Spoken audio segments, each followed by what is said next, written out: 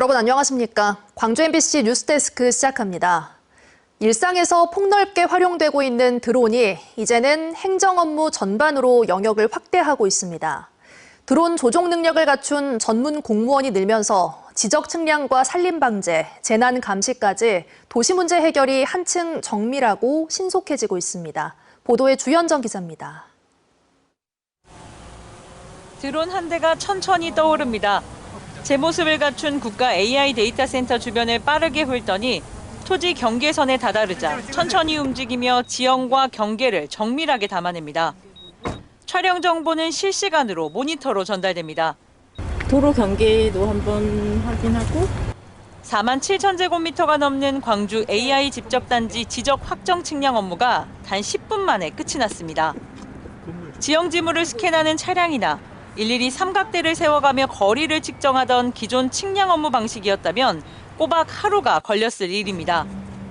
4년 전 지적 측량 업무에 드론을 본격 도입한 광주시는 소나무 재선 충변 같은 산림 방제, 도시의 지구 단위 계획 수립이나 불법 개발 행위 적발, 산불, 실종, 교량 관리 같은 안전, 재난 분야까지 그 쓰임을 늘렸습니다. 민간이 아닌 공무원이 직접 운용하다 보니 행정 처리 속도가 빨라진 것은 물론 예산도 아꼈습니다. 항공 영상이 유용한 업무가 늘면서 드론 조종 능력을 갖춘 이른바 드론 파일럿 양성 프로그램도 인기입니다. 좌하강, 천천히 아래로 부드럽게.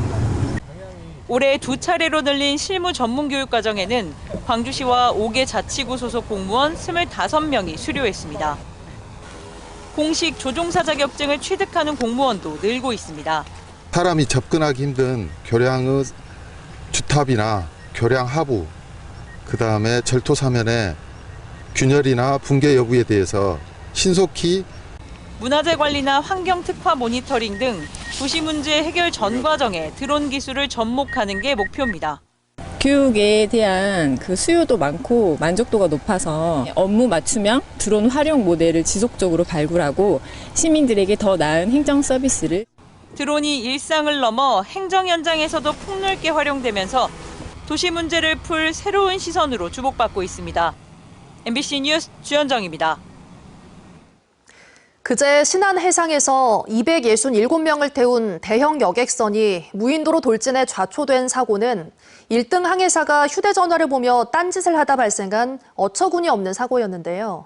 해경 조사 결과 이 항해사가 배의 방향을 바꾸라고 지시한 건 무인도에 부딪히기 불과 13초 전이었던 것으로 드러났습니다. 윤소영 기자가 취재했습니다. 승객 등 267명을 태우고 무인도에 충돌한 퀸 제누비아 2호. 좌초 당시 충격으로 승객 30명이 병원으로 옮겨졌습니다. 유리병이 앞으로 옆으로 이렇게 날아갈 정도로 크게 부딪혔어요. 좀 아찔했겠어요. 예.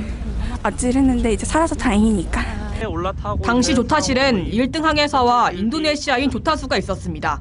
해경이 데이터 기록 장치를 분석한 결과 이 항해사는 좌초 13초 전에야 조타수의 방향을 바꾸라는 지시를 한 것으로 드러났습니다. 무인도를 고작 150m가량 앞둔 시점이었습니다. 섬이 많고 좁은 해역이라 수동 운전을 해야 했지만 그 전까지는 자동 항법 장치로 운행했습니다. 항해사는 경찰 조사에서 휴대전화로 딴짓을 하다가 항로 변경 시기를 놓쳤다고 진술했고 조타수는 전방을 주시하는 업무는 항해사 업무라며 혐의를 부인했습니다. 해경은 이 2명에 대해 중과실치상 혐의로 구속영장을 신청했습니다. 그래서 수사의 압박이 느껴지면 도주의 우려도 있다고 보고 있습니다. 문제는 핸드폰을 저희가 입수를 해서 그 시간에 과연 뭘 하고 있었는지. 해경은 선장에 대한 구속영장 신청도 검토하고 있습니다. 선원법과 여객선 운항 규정에 따라 좁은 수로를 지날 때 조타실에서 선박을 직접 지휘해야 할 의무가 있지만 근무 시간이 아니라는 이유로 선장실에서 휴식을 취하고 있었던 것으로 확인됐습니다. 또 당시 신고가 접수되기 전까지 상황을 알지 못한 해상교통관제센터가 제대로 업무를 수행했는지 여부도 집중 수사하고 있습니다. 한편 좌초된 여객선의 선사인 시월드 고속회리는 공식 사과문을 통해 조사 협조에 사고 경위를 명확히 밝히고 선박 운항 안전관리 체계를 전면 재정비하겠다고 약속했습니다. MBC 뉴스 윤소영입니다. 어젯밤 광주의 한 아파트에서 불이 나 인근 주민들이 급히 대피하고 17명은 병원으로 이송됐습니다. 자칫 큰 사고로 이어질 뻔했는데 아파트에 살던 한 중학생이 밤에 휴대전화를 쓰지 못하게 하자 홧김에 자기 방에 불을 질렀던 것으로 드러났습니다. 김영찬 기자가 취재했습니다. 아파트 베란다에서 시뻘건 불길이 치솟고 시커멓고 하얀 연기가 아파트를 뒤덮습니다. 신고를 받고 출동한 소방차가 물을 뿌립니다. 이러다가 진짜 죽을 수도 있구나. 연기가 너무 많아가지고 목은 계속 아프고 눈도 아프고 이러니까. 어젯밤 10시 50분쯤 광주 북구의 한 아파트 3층에서 불이 났습니다. 불은 집안에 있던 가구와 집기류 등을 태우고 20분 만에 완전히 진화됐습니다. 밤사이 난 불에 주민 70여 명이 긴급 대피했고 17명은 연기를 마셔 병원으로 이송됐습니다. 진짜 저희 딸이 제일 놀랬고, 왜냐면 불을 처음 봤으니까 너무 깜짝 놀랬고 진짜 큰일 나는 줄 알았어요. 불은 아파트 3층에서 시작됐는데 10대 중학생이 불을 지른 것으로 드러났습니다. 가정에서 밤 10시부터 아침까지 휴대폰을 쓰지 말라며 금지했는데 이에 불만을 품고 자신의 침대에 불을 붙인 겁니다. 이 학생은 불을 지르는 과정을 자신의 SNS에 올리기까지 했습니다. 보관하고 있었는데 그걸 달라고 했는데 안 줘서 갑자기 짜증나서 그랬다고 그래. 해당 아파트는 지은 지 30년이 된 아파트라 스프링클러도 설치되지 않아 자칫 큰 화재로 번질 수도 있었습니다. 경찰은 불을 지른 10대 학생에 대해 방화 혐의로 구속영장을 신청하고 불을 지르게 된 경위 등을 추가 조사 중입니다. MBC 뉴스 김영창입니다. 오늘 하루 학교 급식과 돌봄을 담당하는 교육 공무직원이 파업에 들어가며 광주 전남 386개 초중고등학교 급식 운영에 차질이 생겼습니다. 파업에 참여한 지역 학교 비정규직 노동자는 전체 20% 수준으로 광주는 258개 학교 가운데 145개 학교, 전남은 803개 학교 가운데 223개 학교가 떡과 빵, 간편식 등으로 급식을 대체했습니다. 전국 학교 비정규직 연대회의는 임금과 수당을 인상하고 복리후생 차별을 철폐할 것을 요구하고 있습니다.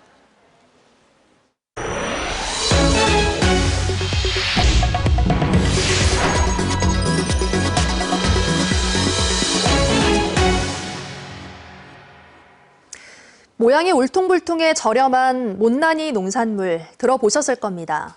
또 흠집이 난 새 상품을 싸게 판매하는 리퍼브 매장도 있는데요. 겉보기에 상품성은 조금 떨어지지만 맛에는 차이가 없어서 요즘처럼 어려운 경기에 알뜰한 소비자들에게 인기가 많다고 합니다. 보도에 김초롱 기자입니다. 아삭아삭 싱싱한 과일이 아침 일찍 매장에 도착합니다. 장성 농가에서 생산해 직접 가져온 사과입니다. 사과 1.5kg, 개수로는 6개에 5,000원. 시중가보다 절반 이상 저렴합니다. 여름에 고온도 많이 뱉고 그래서 그걸 못 버티고 낙과가 된 거예요. 근데 맛은 지금 좋습니다. 아삭아삭 괜찮아요. 향도 좋고. 색깔이 연하고 흠집이 조금 있지만 맛은 일반 과일과 차이가 없어 이런 못난이 농산물을 찾는 소비자들이 있습니다. 선물을 달라면 좋은 거 사서 주고 우리가 먹는 것은 영을 사 먹어요. 많이 먹어요. 그래요. 광주의 한 리퍼브 매장입니다. 약 1000제곱미터 공간에 각종 가전과 생활용품, 운동기구 등 다양한 상품이 진열돼 있습니다. 모두 새 상품인데 조금 흠집이 나 있거나 전시용으로 두던 것들입니다. 식료품입니다. 유통기한이 상대적으로 임박해서 절반가량 되는 가격에 판매되기도 합니다. 상태에 따라 최대 80% 할인받을 수 있습니다. 경기가 나빠지면서 매출이 전 같지는 않지만 찾는 이들은 또 찾습니다. 재방문하신 분들이 꾸준하게 그분들이 오시고요. 어르신들이 좀 싸게 사기 위해서 많이 오시고요. 그리고 이제 주변의 원룸이라든지 저렴한 학생층 이런 분들이 좀 많이 오고 계십니다. 이 밖에 못난이 농산물로 음식을 만들어 파는 식당도 있습니다. 신선한 지역 농산물을 저렴한 가격에 사서 요리해 결국 소비자에게도 이익이 됩니다. 외형은 조금 떨어지지만 맛이나 기능은 제값 주고 산 것과 똑같은 이 같은 상품이 경기 불황 속 소비자들에게는 반가운 소식입니다. MBC 뉴스 김초롱입니다. 올해로 3회째를 맞는 대한민국 김치대전이 금남로에서 내일 열립니다.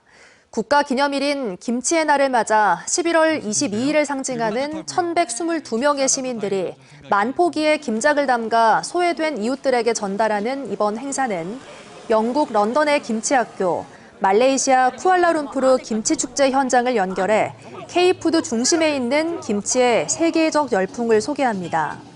광주와 목포, 여수 MBC는 내일 오후 2시부터 4시까지 금남로에서 펼쳐지는 대규모 김장 행사를 생중계할 예정입니다. 도시철도 2호선 공사가 진행 중인 백운교차로 인근 도로가 다음 주부터 한 달간 부분 통제됩니다. 광주시 도시철도 건설본부는 오는 25일부터 다음 달 22일까지 남구 대남대로 주월교차로에서 백운교차로 사이 280m 구간의 도로가 편도 3, 4차로에서 편도 2, 3차로로 줄어든다고 밝혔습니다. 이 구간은 도시철도 건설공사와 대남대로 지하차도 공사가 동시에 진행 중인데 건설본부는 작업 공간을 확보하기 위해 불가피하게 부분 통제를 결정했다며 시민들의 이해를 당부했습니다. 광주 서구 마륵공원이 오늘 개장했습니다. 광주시는 공원이 축구장 25개 크기인 17만 7천 제곱미터 규모로 조성됐고 산책길 3.7km에 광주 최장 맨발길과 물놀이장 등이 조성됐다고 밝혔습니다. 마륵공원은 민간 사업자가 부지 전체를 매입한 뒤 일부를 공원으로 조성해 기부하는 민간공원 특례 사업으로 만들어졌고 민간 자본 940억 원이 투입됐습니다. 보성의 대표적인 음식 축제인 벌교 꼬막축제가 오늘 개막했습니다. 축제의 첫날인 오늘은 꼬막 비빔밥 1000인분 만들기와 청소년 예술제, 축하 공연 등이 열렸습니다. 주말인 내일은 태백산맥 문학관 개관 17주년 행사와 아리랑과 함께하는 꼬막 음악회가 열리고 모레는 소설 태백산맥 무대 등반과 국악 공연 등 다채로운 프로그램이 진행됩니다. 아시아 문화 중심 도시 조성 사업 일몰에 대비해 지속 가능한 조성 사업을 모색하는 토론회가 오는 28일 국회에서 열립니다. 광주 지역의 국회의원들이 공동으로 주최하는 이번 토론회에는 관련 학계와 시민사회, 문체부 담당 공무원 등이 참여해 지속 가능한 수행 방안을 모색합니다.